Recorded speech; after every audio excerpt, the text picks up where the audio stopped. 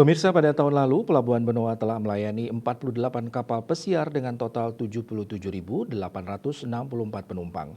Pada 2024 ini, Pelabuhan Benoa telah menerima cruise call 52 kapal pesiar dengan total 89.400 penumpang.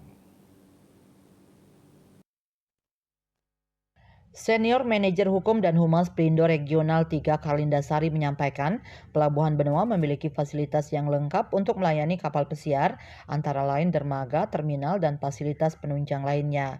Pelabuhan Benoa juga didukung oleh aksesibilitas yang baik dari segi transportasi darat, laut, maupun udara.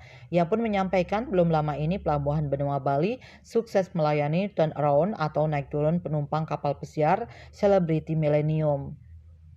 Kapal pesiar berbendera Malta tersebut membawa 4.400 penumpang naik turun kapal atau turnaround.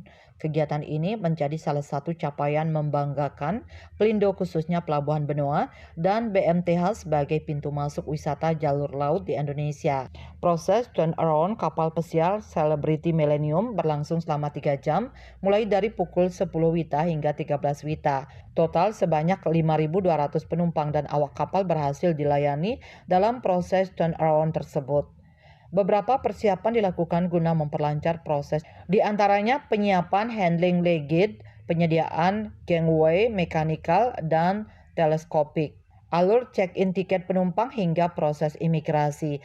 Selama proses tersebut, Pelabuhan Benoa dibantu oleh Kantor Kesiah Bandaran dan Otoritas Pelabuhan KSOP Kelas 2 Benoa, Imigrasi, Bea Cukai, serta instansi terkait lainnya hingga agen kapal.